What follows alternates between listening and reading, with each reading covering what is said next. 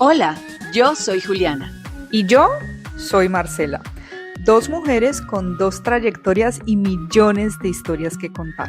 Aquí hablamos de mentalidad, crecimiento personal, lecciones aprendidas, liderazgo y todas esas experiencias que nos han transformado. Porque cuando encontramos nuestra voz, Ya no hay vuelta atrás. ¿Y ¿y ahora ahora quién quién nos nos calla? calla? Hola Juli, qué rico vernos nuevamente. Ya te extrañaba para grabar otro episodio. ¿Cómo estás tú? Bien, Marce, feliz, sí, aquí estas tertulias que siempre son tan ricas y que disfrutamos con nuestros invitados. Yo también te extrañaba, qué rico verte. Por aquí ando, Marce, con un invitado recurrente, porque es que yo creo que la primera dosis que nos dio en el episodio que tuvimos estuvo increíble. Prometimos que lo íbamos a volver a tener y pues aquí estamos nuevamente con el doctor Sergio Castro. Hoy para hablar de un tema que es su especialidad. Él es médico especializado en farmacodependencia. Adicional a eso, pues es profesor universitario en la Universidad San Martín, en Sabaneta, Antioquia, y ha completado toda su carrera, sus estudios, su pasión con una maestría en matrimonio y familia. Entonces, todo se ha ido como uniendo para que sea una persona con un criterio maravilloso para hablarnos de este tipo de temas. Y el tema de hoy es muy interesante y pues creo que estamos en las mejores manos para tratarlo. Así que, doctor Castro, bienvenido una vez más. Ahora, ¿quién nos calla? Nuestro podcast y a disfrutar este ratico que vamos a tener. Gracias por aceptar la invitación. Hola, hola, hola, ¿cómo están? Mucho gusto. Un saludo muy especial y bueno, aquí estamos para lo que se necesite. Tan Cuéntenme. bello, mil gracias. Pues este tema de la farmacodependencia es un tema que yo creo que nos interesa a todos porque infortunadamente creo que es muy poca la gente que ha tenido una vida sin casos cercanos con temas de drogas. Entonces, pues hay muchísimo que preguntar, pero yo lo que quisiera saber es eh, ¿por qué es tan complicado el tema de las drogas? ¿Qué es lo que pasa en el cuerpo que una vez que la droga llega al cerebro o toca la vida de alguien, es tan difícil soltarse? O sea, médicamente, ¿qué es lo que hace una droga en nuestro cuerpo y por qué es tan complicado el tema de dejarlas? Oiga, pero usted empezó fue al grano, ¿sí o no? Ni que fuera un dermatólogo. Yo les cuento que hace 25 años, hace 25 años, tomé la decisión de hacer la especialización en farmacodependencia porque me motivaba algo más que quizá el trabajar ahí mismo y era como entender el fenómeno porque creo que en cada hogar hoy en día y en cada casa o en cada hogar hay posiblemente un problema de adicción. Cuando una persona se expone a, a algo, veámoslo no desde una sustancia, porque pues hoy en día las sustancias están en todas partes. Uno va a una fiesta y hay alcohol, depende de dónde esté, pues hay otras sustancias que usted puede tener acceso. La mayoría de las personas comienzan el consumo o comienzan a hacer, a generar ese tipo de experiencia netamente por curiosidad.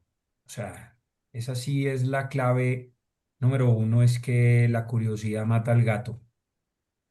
Los jóvenes comienzan a consumir o comienzan a jugar o comienzan a, por ejemplo, la pornografía ahorita también hace parte de una actividad totalmente compulsiva y que genera dependencia y que genera unos trastornos idénticos a nivel de la parte cerebral, idénticos, con el mismo circuito de recompensa a cualquier sustancia. Y es curiosidad, o sea, tristemente la gente empieza por curiosidad y se va enganchando, ¿no? Dependiendo de lo que le guste. Es como cuando tú, por ejemplo, podríamos ir a una fiesta y tú pides una soda una soda michelada, otro pide un jugo de fresa, otro pide un jugo de mandarina y pues a usted depende de cómo le vaya con esa bebida, usted la seguirá pidiendo o no. La gente también prueba sustancias y se casa con la que le gusta. Se casa con la que le gusta y con la que le va a generar el efecto que él está buscando. Una persona eh, melancólica, así con tendencia a la depresión, pues prueba un alcohol o prueba otra sustancia que le potencie ese síntoma o ese malestar y posiblemente se enganche. Entonces es muy complicado porque todos, absolutamente todos, tenemos la posibilidad de estar ahí, de estar ahí y de llegar a una conducta adictiva. Sí, doctor Sergio, yo quería hacerte una consulta de la parte, digamos, genética. Si hay Mm. algo, alguna predisposición genética que pueda hacer que lleve a la persona a una adicción, o si es más como de ambiente o de factores externos lo que hace que una persona pueda llegar a una adicción. Muy buena pregunta, Marce, muy buena pregunta, porque mucha gente se, mucha gente se respalda en la parte genética y no, que mi papá fue alcohólico, mi abuelo fue alcohólico y mi familia fue alcohólica, entonces yo soy alcohólico, ¿cierto? Hay algo que tiene que ver con eh, con el ambiente, pero a ver, hay algo importante en las adicciones. El problema de las adicciones no es un solo factor, son muchos factores que confluyen. Es decir, uno no puede creer que solo es la sustancia, por ejemplo, que no, que es que esa sustancia es muy adictiva. Sí, hay sustancias que potencialmente son más adictivas que otras, ¿cierto? Hay unas sustancias que se le han llamado blandas y a otras que se le llaman duras. No es lo mismo probar una heroína que probar una marihuana o probar un cigarrillo, pero no solamente la sustancia como tal, tiene que haber situaciones del ambiente y también tienen que haber situaciones de la persona y de la familia. Si confluyo todo eso, pues obviamente va a llevar a una personalidad o a una conducta adictiva. ¿Qué pasa? Por ejemplo, alguien puede decir, no, es que mi papá fue muy violento conmigo, mi papá fue muy autoritario conmigo, mi papá, por culpa de mi papá, yo empecé a consumir drogas y todo, pero esa persona tiene cuatro hermanos más y él es el único que consume. Los otros no consumen y tuvieron el mismo papá y posiblemente fue el mismo papá maltratador o el mismo papá ausente o el mismo papá o la misma mamá que, es decir, el factor cambia para todos. Por eso aquí hay que individualizar cada proceso. No es lo mismo para todos, porque también tiene mucho que ver pues obviamente no solamente el temperamento de la persona, sino que también puede tener una enfermedad mental asociada, es decir, o un trastorno de ansiedad, un trastorno depresivo, un bipolar, o no sé, un TDAH o algo que haya obviamente predispuesto a eso. Entonces aquí uno más uno no es dos, ¿cierto? Por ejemplo, yo hoy con mis estudiantes vimos un muchacho que está hospitalizado, pero este muchacho mm, con un papá ausente y a los 14 años fue abusado de una persona mayor y obviamente empezó a consumir sustancias y se involucró pues en otras sustancias. Pero la familia vino a saber toda esa situación como 3 años después, cuando él tuvo un intento de suicidio.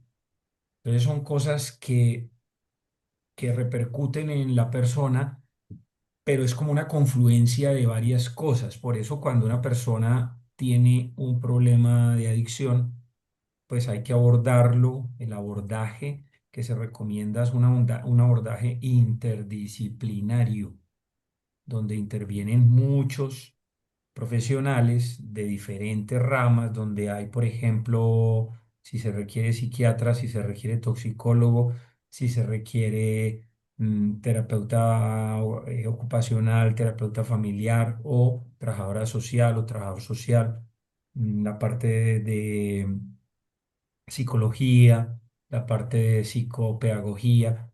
O sea, hay que trabajar todos los frentes porque como tiene múltiples causas, pues también hay que trabajar muchas cosas.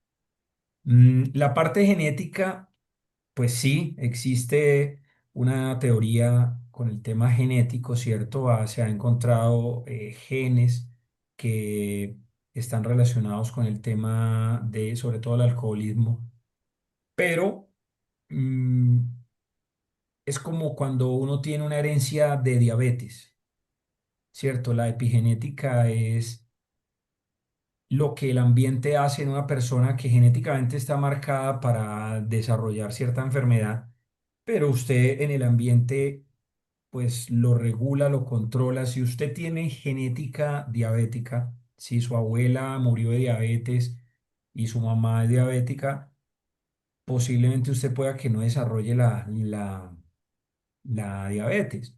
¿Por qué? Porque pues usted es consciente de lo que significa una diabetes y usted no consume sustancias azucaradas, no consume procesados, se cuida, consume pues alimentos adecuados, hace ejercicio, posiblemente no desarrolle, a pesar de tener el gen, no lo desarrolla, pero sí está relacionado. O sea, para responderle a Marcela, sí hay una relación. No se puede justificar el consumo solo en eso porque es un problema multifactorial.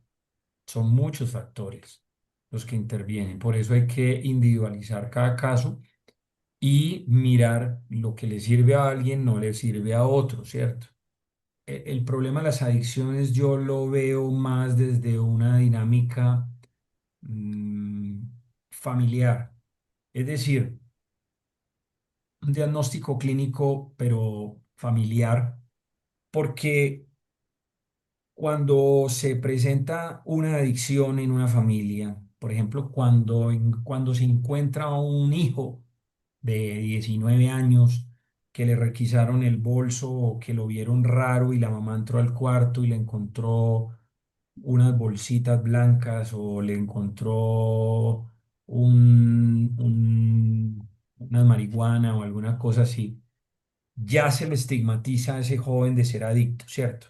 Puede que esté en fase de experimentación, puede que esté hasta ahora experimentando qué es y paulatinamente se va generando un consumo más esporádico, luego habitual, luego más recurrente y después sí se vuelve un consumo compulsivo, donde pues se desarrolla síndrome de abstinencia, donde hay tolerancia, todas esas palabras que clasifican ya al adicto como tal. Pero para llegar a esa fase tuvo que haber pasado por la parte experimental, tuvo que haber pasado por un consumo esporádico, cada mes, cada 15 días, cada tanto. Eso ocurre siempre. Lo que pasa es que los papás no se dan cuenta de eso. Los papás tristemente no se dan cuenta sino hasta que cuando ya el muchacho tiene un problema compulsivo, porque si se tuviera la confianza en esa casa, si se tuvieran una real familia virtuosa, no, nunca se hubiera llegado ni siquiera a probar la sustancia. Si yo en mi casa tengo confianza, si yo en mi casa me siento amado, si yo en mi casa y en mi familia yo me siento parte, yo nunca voy a consumir sustancia porque yo sé que eso me va a hacer daño. De hecho, los muchachos o las personas cuando prueban sustancias las prueban a escondidas, las prueban solos, en el cuarto, por ejemplo, es muy común en los adolescentes solos, solitarios, en esos muchachos que hoy en día solo tienen cosas, pero no tienen una persona ahí que les genere afecto, que los escuche, que esté pendiente de ellos, que ellos se sientan valorados como personas. Los muchachos en las casas están consumiendo sacol, pegante, estrato 5, 6, 7, pegante en la casa. Sí, usted tiene sacol en el cuarto, usted tiene sacol para pegar la chancla, para todo eso, pues esos pelados están consumiendo eso experimentalmente. Ahorita, bueno, hace unos meses me llamaron para ser parte como de un comité y es muy preocupante porque mm, resulta que los papás ahora tienen una costumbre y es que creen que los centros comerciales son guarderías para los hijos. Entonces, no sé si se han dado cuenta que pues, los centros comerciales los han colocado muy lindos, muy atractivos, con muchas cosas. Y la gente hoy en día cree que la mejor manera de desencartarse del hijo en la tarde es llevarlo al centro comercial para que esté con los amigos allá todo el día. Y le dan plata para que coman y almuercen y desayunen, ni merienden, ni hagan todo allá. Y entonces se desencartan totalmente de los hijos. Y resulta que en estos centros comerciales están ocurriendo cosas en todos los estratos sociales. Y es que se están viendo, por ejemplo, relaciones sexuales de pues, adolescentes de 12, 13, 14 años, de no solamente heterosexuales, sino también relaciones homosexuales en escaleras, en ascensores, robos en almacenes, consumo de sustancias en baños, etcétera. O sea, es un descontrol el berraco. Está sucediendo eso. Y yo sé que en Bogotá también, y en Panamá, y en todas partes, porque es un tema no de ciudad, sino un tema generacional. Y es que los papás le están entregando los hijos a esos centros comerciales creyendo que son guarderías. Y eso es un lugar totalmente público. Eso es como si tú llevas a tu hijo y lo dejas en el centro de Medellín o en el centro de Bogotá y vaya, pase todo el día allá. Pues hay de todo. Hay de todo, se puede hacer de todo, que porque hay cámaras o vigilantes, pues están robando en un almacén de Adidas o están robando en un almacén de Tommy solamente para tener esa adrenalina del robo, ¿me entiende? Porque son pelados estrato 5, 6, 7, solamente para ser capaces de hacer algo de ese tipo. Entonces están pasando cosas muy complejas, pero es una disfunción familiar, es un problema de autoridad, es un problema complejísimo que hay de autoridad en este momento y de acompañamiento. ¿Cuál pudiera ser, especialmente para la gente que nos oye y que tiene hijos, cuál pudieran ser esas señales? Porque es que entiendo que hay diferentes etapas, ¿no? Como nos decías, hay un momento en el que los muchachos están únicamente como en la etapa de curiosidad. Y yo para este podcast leía y bueno, estuve viendo el tema de la drogadicción y entiendo que hay prueba, uso, abuso y dependencia. Pero ¿cómo, o sea, cuando es simplemente prueba, tal vez no me doy cuenta porque puede que no se enganche, puede que sí, no sé, pero ¿qué señales ven los papás? O sea, ¿qué pueden hacer los papás para poder identificar, sobre todo si no hay un núcleo unido, si no son papás acostumbrados a charlar con sus hijos, si no hay una convivencia que te permita como conocer muy bien a tu muchacho o a tu niña, digamos, ¿cuáles son señales? ¿Qué te puede dar a ti una pista de que puede haber algún tipo de adicción en tu hijo? Mm, Se les dice hoy en día a los hijos mucho te amo, pero no se les demuestra ni se les acompaña. Eso no es amor, no es amor. Cuando un muchacho encuentra una sustancia y cuando un cuando una persona genera adicción o cuando una persona se engancha con una sustancia, ha habido problemas graves en el afecto en ese joven o en esa persona o en esa mujer, muy graves, que ya pasaron. O sea, que ya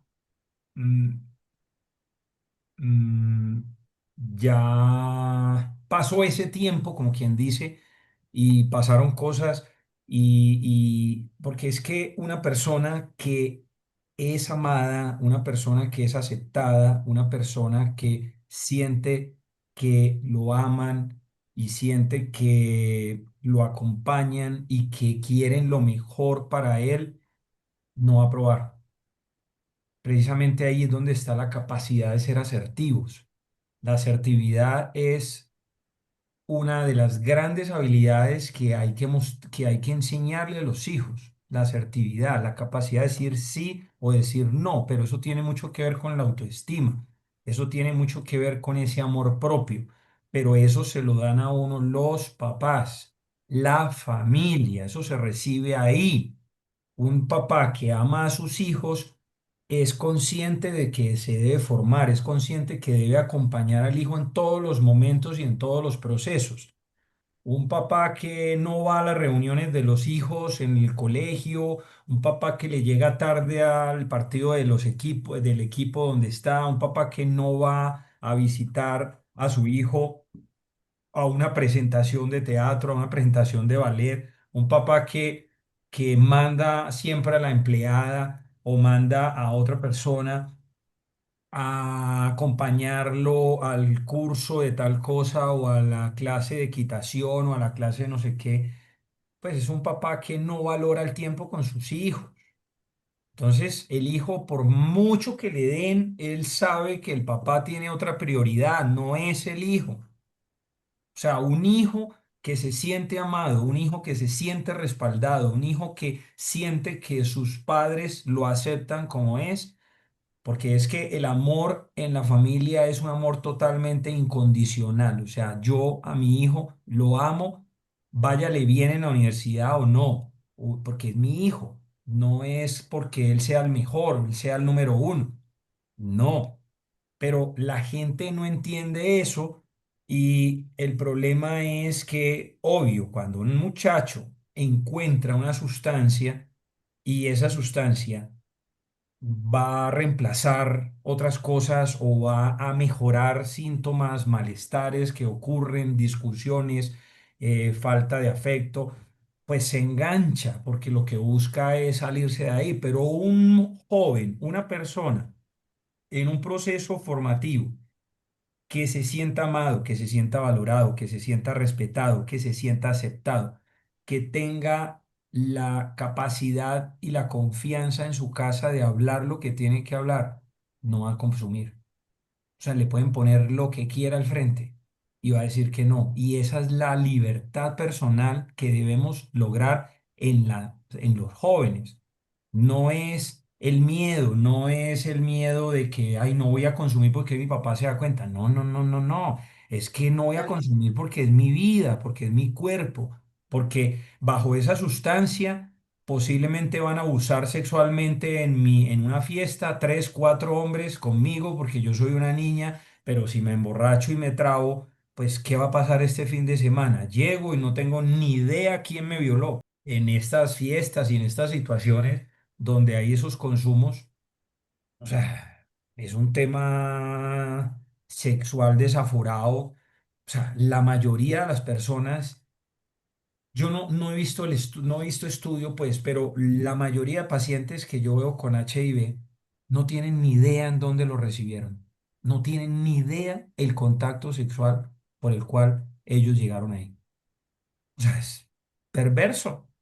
Entonces, lo que te quiero decir es que mm, la mejor manera de prevenir adicciones en los hijos es que ese hijo se sienta valorado, respetado, amado, aceptado y y que ese hijo tenga la capacidad comunicativa y afectiva contigo para hablar lo que hay que hablar, para decir lo que hay que decir.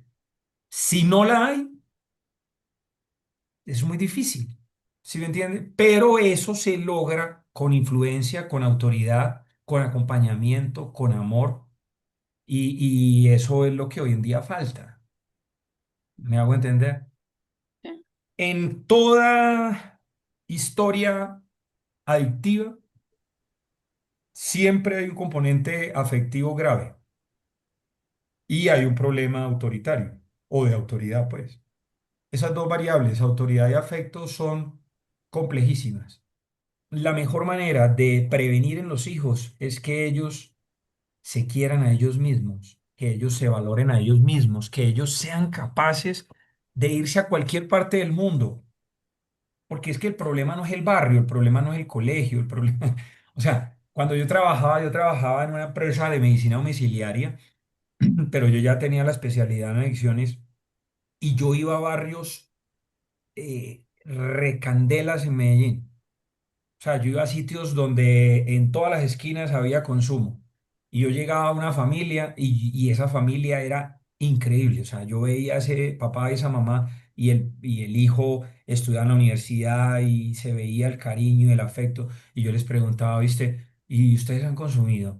Y me decían, no, yo nunca he consumido. Y esos manes de la esquina, no, ellos nos respetan, ellos saben que nosotros no consumimos, pero no nos hacen nada ni nada. Pero nosotros aquí ninguno consume, pero se sentía ese calor humano, ese afecto, se sentía ese cuidado del uno por el otro, a pesar de no tener recurso, por ejemplo. Hay una película muy linda, ¿saben? Que se llama Tal padre, tal hijo. Es una película oriental, véanla, muy linda. Tal padre, tal hijo. Y muestra una realidad bien interesante de las familias, donde es como la película es muy, muy fuerte porque se cambian los niños cuando nacen.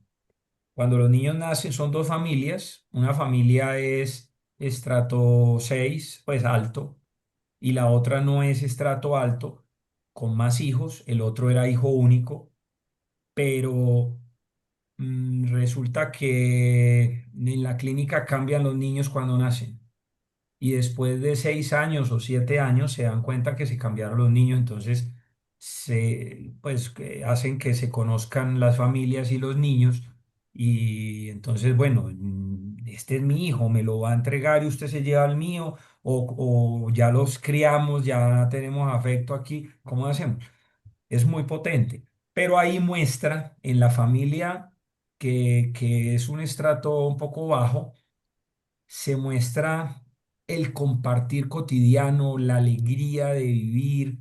O sea, bien interesante esa película porque muestra cómo ese papá comparte espacios, tiempo, la mamá se esfuerza y esa lucha es la que forma y educa a los mismos hijos, ¿me entiendes? Y creo que eso es bien interesante porque los mismos factores protectores que la gente busca afuera están adentro de la familia.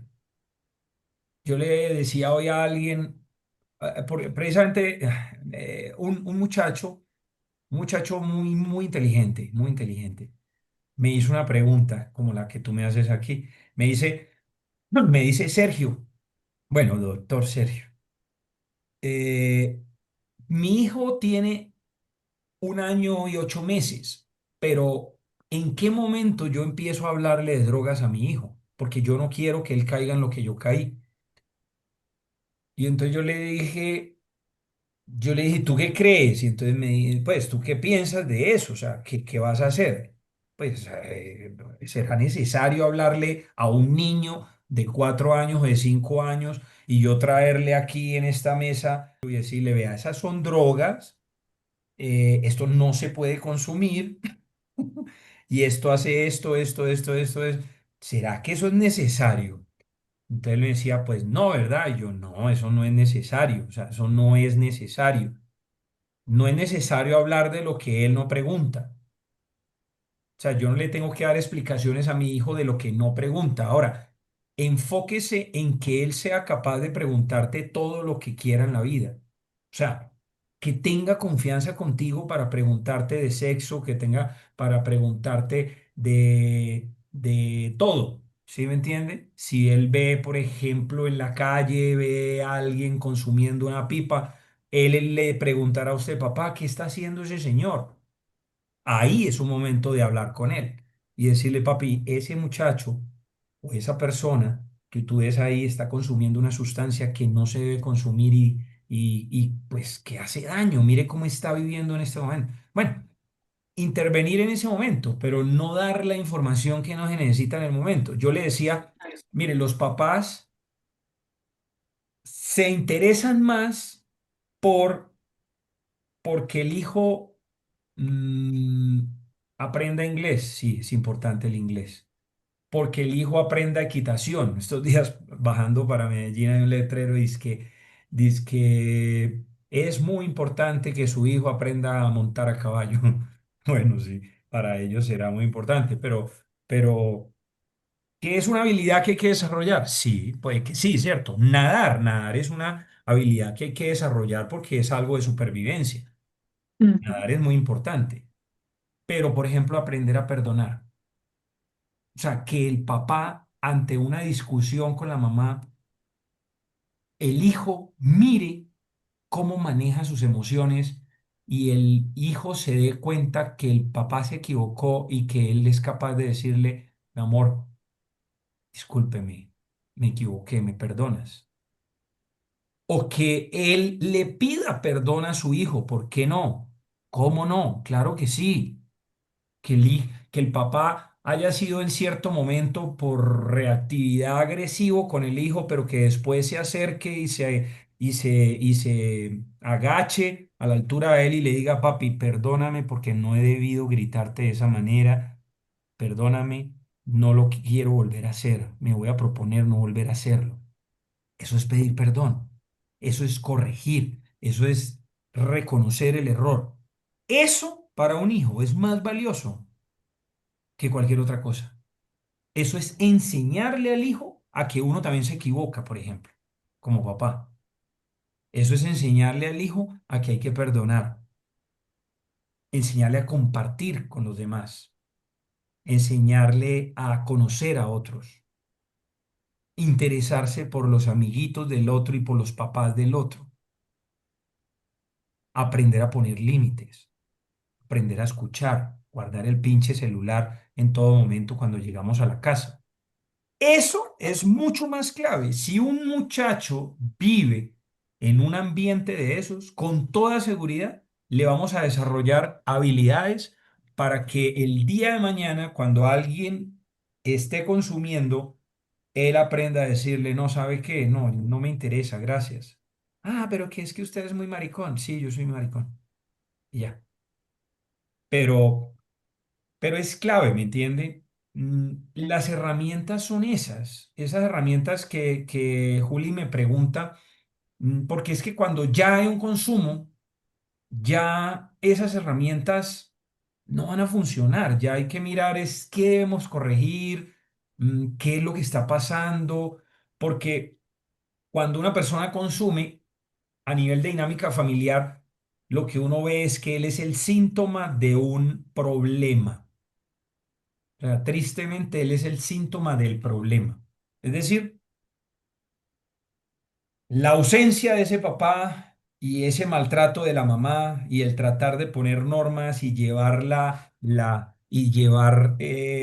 autoridad en la casa, pero de una manera inadecuada, sin afecto, y la ausencia de él, o esos papás que viajan tanto, por ejemplo, o esos papás que trabajan en otras partes y que brillan por su ausencia y que creen que porque dan el dinero mensual y porque se comunican una vez a la semana ahora por Zoom, tienen autoridad. No, no, no, no, no, no, no.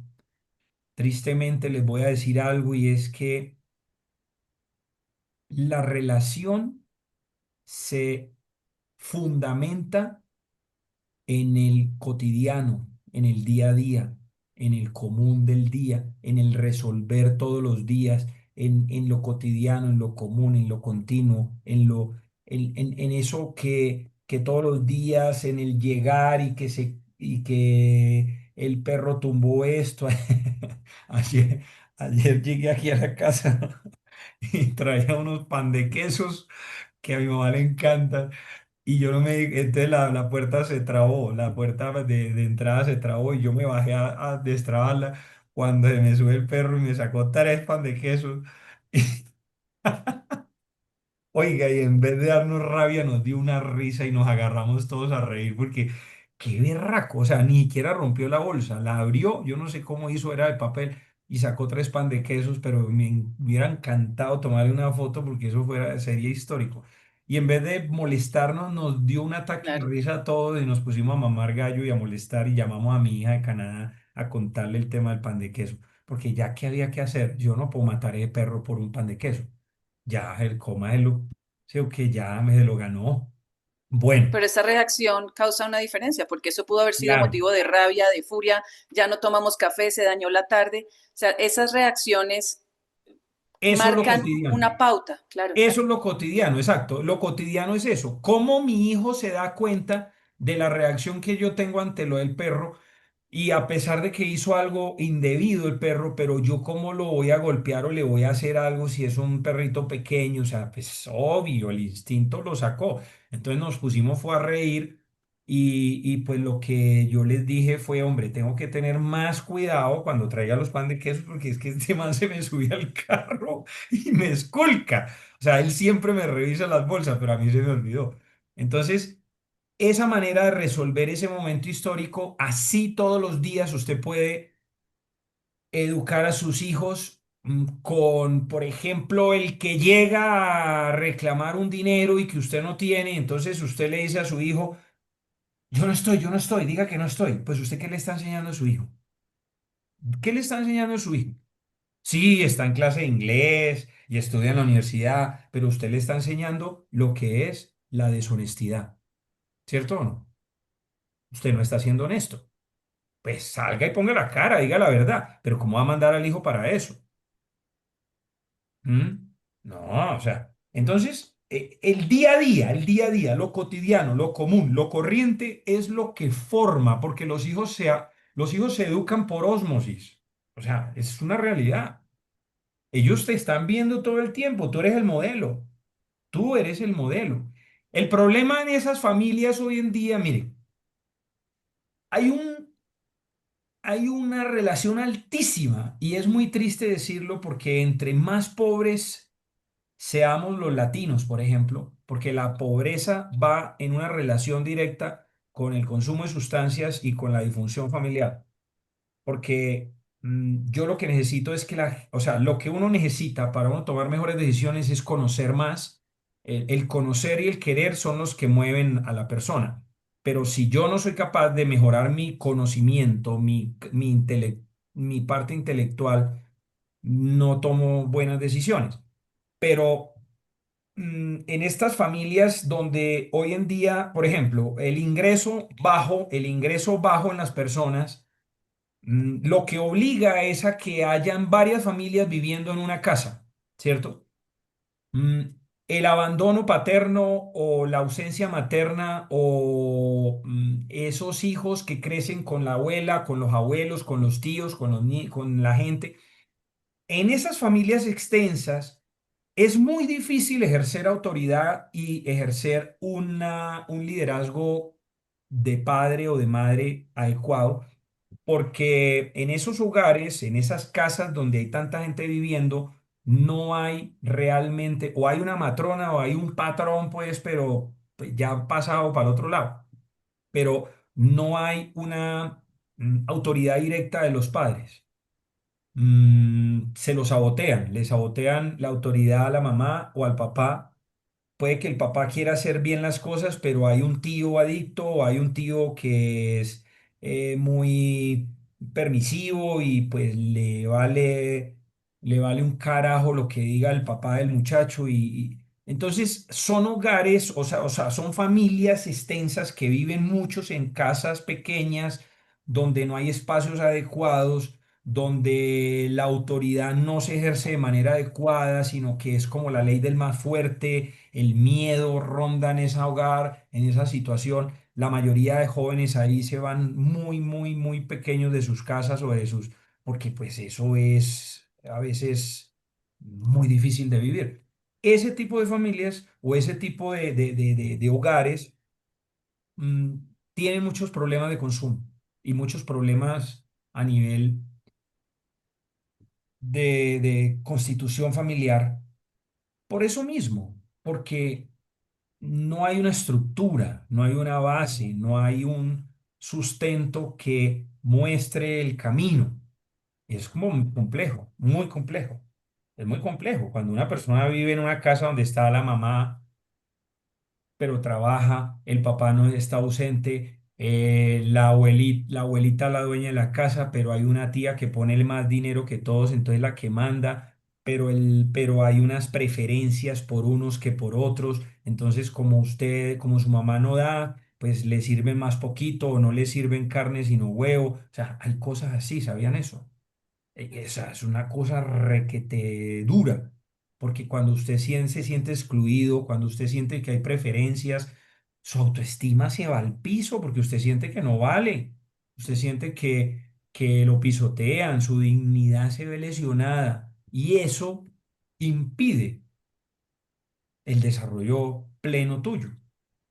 Y pues es mucho más fácil llegar a un consumo o llegar a cualquier otro tipo de conducta adictiva, ¿no?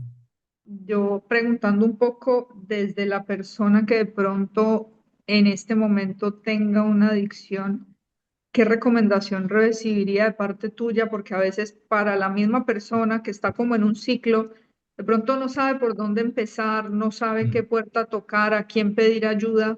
¿Qué pudiera ser de pronto ese consejo que tú le puedes dar a una persona que esté pasando por un tema de adicción en este momento? Marce, mira, y Juli, qué espacio tan bueno. Gracias por abrir este espacio. A ver, lo primero que uno tiene que entender cuando tiene una conducta adictiva, bien sea química, con sustancias o no química, con juego patológico, ludopatía, con pornografía. Por ejemplo, pues, ¿cómo es posible un estudiante de octavo semestre de una facultad de medicina, por ejemplo, que tenga en el celular hay manera de mirar el tiempo en pantalla? Ustedes saben eso, ¿cierto? Y a mis estudiantes yo les miro el tiempo en pantalla.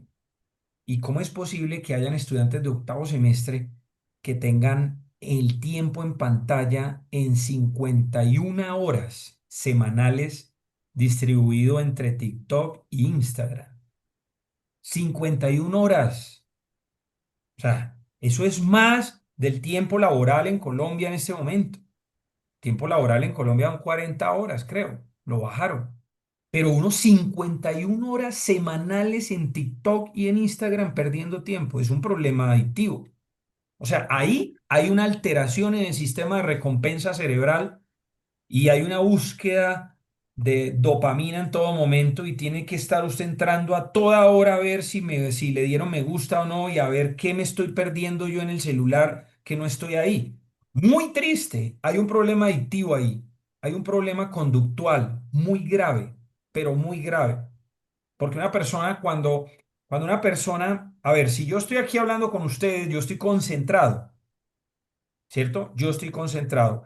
Si me sonara un mensaje, yo tengo mis mensajes bloqueados, no aparece nada aquí, vean, no aparecen mensajes, no aparece ningún tipo de mensaje, porque una de las grandes estrategias es bloquear los mensajes, que no lleguen notificaciones. Es brutal de bueno para los celulares, que no lleguen notificaciones para que usted no esté mirando qué hay y qué no hay. Usted tiene una hora determinada y entra y mira el WhatsApp y mira lo que tiene que mirar.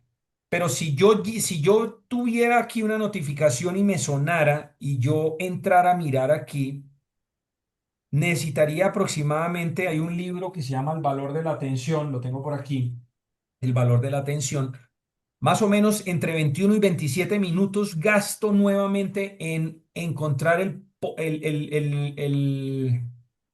la profundidad en la concentración que tenía cuando me salí de hacer lo que estaba haciendo. Es decir, si yo estoy en un trabajo y me llega una notificación y yo dejo de hacer el trabajo para buscar esa respuesta o lo que me escribieron, para volver a enfocarme en ese trabajo que estaba haciendo, necesito 20 minutos más o menos, una cosa de locos. O sea, la pérdida de tiempo es brutal, porque si usted está leyendo un documento y está viendo eso, pues usted nunca se va a concentrar ni nunca va a tener una productividad adecuada. Ahora, si usted siente que tiene problemas, bien sean sustancias químicas o no químicas o conductuales como, por ejemplo, pornografía, donde empieza a alterarse absolutamente todo tipo de relación tuya con el sexo y con la parte afectiva, porque no solamente el sexo, es la parte afectiva, la capacidad que tienes de comunicar tu afecto. Mm, lo primero es darse cuenta que hay un problema. O sea, si usted no reconoce que tiene un problema, pues es el primer paso de Alcohólicos Anónimos o de Narcóticos Anónimos, ¿cierto? El primer paso de Alcohólicos o de Narcóticos Anónimos dice, reconocimos que teníamos un problema y que nuestras vidas se habían vuelto ingobernables. Ese es el primer paso. Si yo reconozco que tengo un problema, yo voy bien. Pero si no reconozco, sino que los demás se dan cuenta, porque es que mire, no sé si ustedes saben que ahorita en Colombia, pues bueno, esto es para toda Latinoamérica, me imagino, y el mundo entero, porque pues es un canal abierto. Pero en Colombia, en este momento, hay unos mm, diputados y hay unos senadores que quieren, y ya pues hemos estado en ese debate, abrir el consumo recreativo del cannabis para adultos. A ver, eso es un debate bien interesante, no voy a hablar de eso acá. Obviamente no estoy de acuerdo en absoluto porque es un daño totalmente irreversible. Y para que sepan, los niños, el promedio de inicio de consumo de cigarrillo y de alcohol, que son sustancias legales, está en los 13 años de edad. O sea que si legalizaran este consumo recreativo de marihuana, pues tendríamos los niños consumiendo a los 12 o 13 marihuana, ¿cierto? Y cuando usted tiene mayor disposición de sustancia, está comprobado que hay mayor consumo. Eso no es lo contrario como ellos lo dicen, no, señor. Cuando yo tengo más disposición, hay más consumo. Claro. Entonces, ¿qué pasa? Si usted reconoce que tiene un problema, ya dio el primer paso. Pero si usted no lo reconoce, no significa de que no sea un problema, porque el hecho de que usted consuma sustancias y a pesar de que usted defienda la libre expresión de su libertad y el derecho fundamental de que yo puedo hacer conmigo lo que me dé la gana, usted le está haciendo daño a su familia porque su familia lo ama. Entiéndame eso. Cuando usted consume sustancias, cuando usted se autolesiona, cuando usted consume sustancias, cuando usted está en el juego, cuando usted está en la pornografía, a pesar de que usted defienda la libre expresión de su personalidad, si usted es casado, si usted tiene una relación afectiva, si usted tiene mamá, si usted tiene papá, si usted tiene hermanos, si usted tiene hijos, usted está lesionando a esa gente porque ellos están sufriendo, ¿o no? Será Claro. muy lindo ver uno al papá borracho golpeando a la mamá. Es un hijo que va a crecer con todos los resentimientos del mundo y el día que lo pueda enfrentar a usted lo enfrenta. Entonces, la libertad se define desde la responsabilidad. Y si yo me hago daño a mí mismo, estoy haciéndole daño a otros porque ellos me aman, porque ellos quieren el bien para mí. O sea que nosotros como personas humanas no podemos entrar en el individualismo que hoy en día la sociedad nos muestra. Es absurdo creer que yo hago lo que me dé la gana a mí y a nadie le importa. O sea, si yo aquí hoy me quito un dedo porque es mi dedo y yo me tumbo un dedo acá, nadie va a sufrir porque es mi dedo. No podemos ser tan brutos. O sea, no podemos pensar en ese individualismo que nos está vendiendo el mundo. Mi mamá sufriría, o sea, mi mamá me vería aquí sangrando. Mi esposa estaría en donde está en un sufrimiento terrible, ¿me entiende? Entonces no podemos pensar eso porque nosotros como personas No somos islas únicas. Nosotros necesitamos al otro. Nosotros necesitamos a esas personas alrededor que nos aman y que amamos para el desarrollo pleno de nosotros mismos como personas. Esa es la humanización. Entonces, ¿por qué es tan irreverente ese concepto del consumo recreativo? Porque es que no existe una recreación positiva en ese sentido, porque es hacernos daño. O sea, usted tiene un hijo de 16 años y entonces sí, a los 18 puede consumir marihuana. ¿Y usted qué sabe que genéticamente, Marcela, pueda traer una enfermedad mental? Y que el Claro. consumo de cannabis o el consumo de alucinógenos o de hongos le despierte, porque no hay una relación directa, pero sí hay un nexo y ahí la literatura tiene una brecha, pero no podría afirmar que esa sustancia desarrolló la esquizofrenia, pero la relación entre esquizofrenia y alucinógenos es muy elevada. Y ese muchacho que a los 18 años, que porque ya es mayor, consuma algo legal, porque ya lo volvieron legal, desarrolla una esquizofrenia para toda la vida, una psicosis para toda la vida. Ustedes saben el daño tan tremendo que hay en una psicosis, en una esquizofrenia. O sea, el sentir usted que no puede dejar a ese muchacho solo en su casa porque puede matar a su abuelita porque siente y oye voces y cosas que le dan órdenes para hacer vainas. No, no, no, no, no, no. O sea, no podemos caer en esa bajeza y en esa falta de humanidad para defender lo que es verdad. Y si esa persona reconoce que tiene un problema, hay mucho que hacer. Si no reconoce que tiene un problema, la familia debe buscar ayuda y buscar la manera de que esa familia aprenda a manejar sus límites, la culpa, a que no se...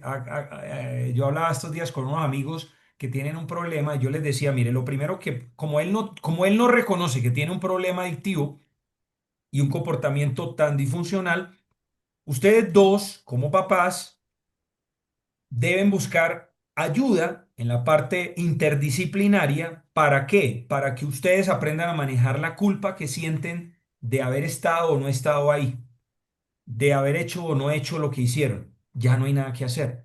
Ay, que yo estuve, que no estuve, que yo estuve muy ausente, que usted fue un papá, no sé qué. O sea, no.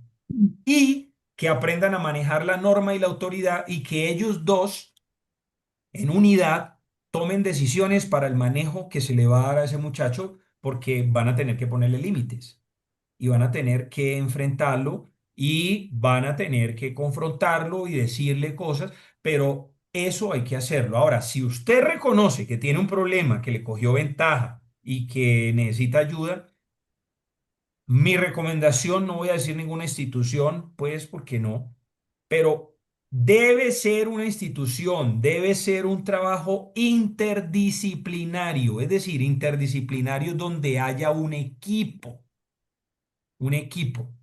donde no solamente haya un trabajo conductual donde lo pongan a usted a trabajar y no, no, no, no, no, 12 meses, 18 meses haya metido, no, no, no, no. No, donde haya un equipo interdisciplinario, donde haya gente especializada en el manejo conductual, en el manejo cognitivo, en toda esa parte psicoeducativa, si necesita manejo por psiquiatría porque tiene una enfermedad dual, puede que tenga un trastorno obsesivo compulsivo, puede que tengan los más relacionados son trastorno de depresión y ansiedad, ¿cierto? Pero puede que haya algún tipo de alteración en el trastorno del sueño, por ejemplo. El trastorno del sueño es muy común en los pacientes adictos, en los pacientes con problemas de conductas adictivas. Entonces hay que abordarlo desde un trabajo interdisciplinario, psicólogo, médico especialista en farmacodependencia, psicología especializada, si se requiere toxicología, si se requiere trabajo social, pedagogía, todo, todo, todo, todo. Instituciones sí hay, serias, muy serias, deben buscar asesorarse y también es importante entender que el POS lo cubre. Antes no lo cubría el POS, pero hoy en día la adicción es una enfermedad crónica. está catalogada dentro del DSM-4 y 5 ya como un trastorno por consumo de sustancias y ya está como diagnóstico y lo cubre el POS. Hay que solicitarlo. Antes solamente se manejaba la desintoxicación, pero hoy en día el proceso de deshabituación se maneja. Cuando una persona desarrolla una enfermedad adictiva, es para toda la vida. Es una enfermedad crónica. El trastorno psicológico, todo el proceso de transformación a nivel cerebral que se genera por el consumo, el sistema de recompensa se altera a nivel de funcional y es para toda la vida. Es como un diabético. Un diabético está controlado, pero llega a diciembre y empieza a comer tortas y a tomar licor y se le olvidaron las pastillas, se fue de viaje, no se llevó los medicamentos y llega con un coma diabético. Un alcohólico o un adicto va muy bien en el proceso, de repente llegó diciembre y alguien le dijo, tómese uno solo, ¿cuál es el problema? Y ta, que se tomó uno solo y ¡pum! Se despelotó y terminó en cuidados intensivos con un delirium tremens en enero. Es muy grave, porque las personas con problemas de adicción pierden la libertad, la capacidad de decidir, va de la mano de la voluntad y es una enfermedad crónica para toda la vida. Hay que entender que el alcohólico es para toda la vida. Usted puede recaer a los 20 años, a los 30 años, a los 5 años, a los 2 meses. O sea, es un tema muy complejo. El juego, la pornografía, todo eso que genera recompensa y que estimula la producción de dopamina y que hay una alteración en ese sistema de recompensa, va a llevar a un trastorno que lo vas a tener que controlar toda la vida. Por eso la mejor manera de prevenir es desarrollar hijos saludables, con buena autoestima, con buena resiliencia, con buena capacidad de tolerar frustraciones, con afecto, que ellos sientan que en la vida ganamos, perdemos, que tenemos, otras veces no tenemos, que aprendan a adaptarse al cambio, que sean jóvenes, que sean personas que te vean a ti luchar, que vean esa capacidad de esfuerzo y de lucha que uno tiene. Eso es clave en este momento histórico que estamos viviendo. La gente hoy en día vive con miedo a toda hora, la gente se mete a las sustancias porque no tienen la capacidad de enfrentar los problemas, las situaciones, las quiebras, las dificultades. Y eso está pasando, ¿vale? No, pues a ver, yo no sé, Marce, pero aquí como que podríamos hablar y hablar y hablar, porque es que de cada respuesta que nos das salen mil preguntas y mil temas que de verdad vale la pena ahondar. Yo creo que la invitación a las personas es que siempre se informen, que estén como con esa banderita de vigilancia, de amor, de entrega, de conexión familiar, de comunicación, que es algo que se está perdiendo y creo que hoy tocaste un punto increíble. Le doy la palabra a Marce para que haga su resumen, no sin antes agradecer al doctor Castro, a nuestro querido Checho, el tiempo que nos ha dado hoy, porque ha sido súper enriquecedor y ha sido un espacio que creo que nos deja muchas inquietudes, con muchas tareas, pero sí creo que ha sido súper enriquecedor. Marce, te dejo el espacio para que hagas tu resumen. Listo, sí, gracias, doctor Sergio, por este espacio. La verdad que aquí no me daba la mano para tomar nota de todo lo que decías, pero bueno, resumiendo un poco, hablando un poco de lo que hace la droga en nuestro cuerpo, nos contabas un poco de que la gente de pronto no tiene la conciencia de cuando consume estas sustancias, así sean lícitas, alrededor de personas que pueden tener adicciones y que hoy en día pues no es solo tener adicciones a las cosas que no que son ilícitas, sino también estas adicciones no químicas como el juego todo lo que tiene que ver con temas de redes sociales o los juegos digitales que están afectando hoy de mucha manera, yo creo que no solamente la población adolescente, sino también los adultos. Una de las cosas que me impresiona mucho lo que hablabas era de que el consumo empieza netamente por curiosidad y que de ahí se puede volver como una bola de nieve porque depende de lo que le haga sentir a la persona esa sustancia, pues es con lo que le gusta y ya se vuelve que puede ser consumidor recurrente, ¿no? Entonces, entendí también que decías que, por ejemplo, la pornografía genera a nivel cerebral como esa dependencia o el mismo circuito de recompensa que puede generar una droga y pues eso hace que sea igual de dañino para nuestro cerebro. También que muchas personas se basan en decir que a pesar de que puede haber una predisposición genética para alguna adicción, está la persona que dice, mi papá tomó, no me quiero tomar un trago, o mi papá tomó, entonces yo voy a ser alcohólico. Y se basa un poco en ese tema de que si hubo alguien de su familia, pues lo pueden consumir, ¿no?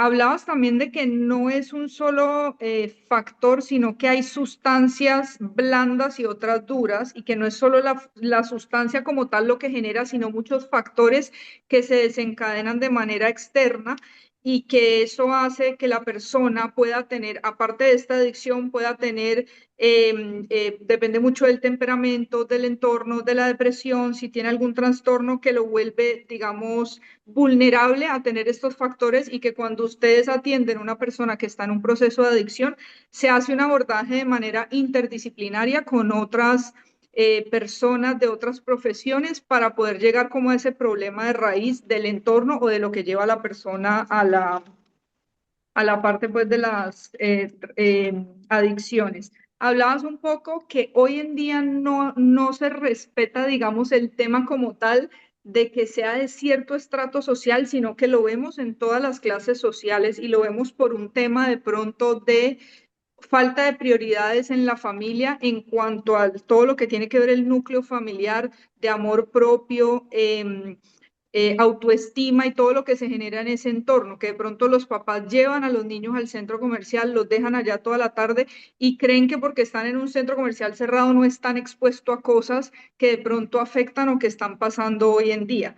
Otra cosa que decías es que puede que cuando los padres nos demos cuenta ya esté muy avanzado o ya haya una adicción desarrollada en estos adolescentes o en la persona que sea que esté a nivel de familia y que tenemos seriamente hoy en día problemas de autoridad y de acompañamiento. Entonces, esto también es como un llamado de pronto al tema de los padres a que más allá de llenarlos de pronto de cosas materiales, nos fijemos un poco en la educación con habilidades blandas y desarrollando una asertividad, esa capacidad de que nuestros hijos vean a través del ejemplo de lo que damos nosotros la capacidad de poder decir sí o no basado en ese amor propio, en los valores que han visto en casa hoy en día. Entonces, mucho de esto tiene que ver como que sea consecuente el lenguaje y los valores que queremos enseñarle a nuestros hijos a través del ejemplo de nosotros mismos.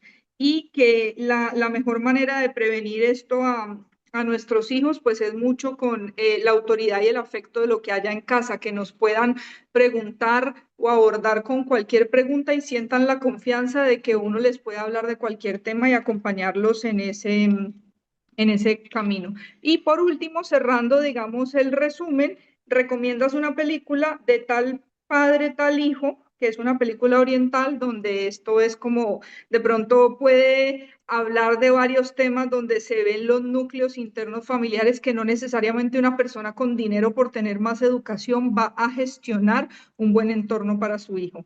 Entonces, bueno, creo que estaba un poco complejo el resumen, me hubiera encantado más, pero de lo que pude resaltar, creo que son como los mensajes que nos quedan que van a ser de muchísimo valor para toda nuestra audiencia. Y muchas gracias, doctor, por estar aquí. Gracias a ustedes por invitarme. Muy buen resumen, Marce. Gracias, gracias. Y bueno, hasta la próxima.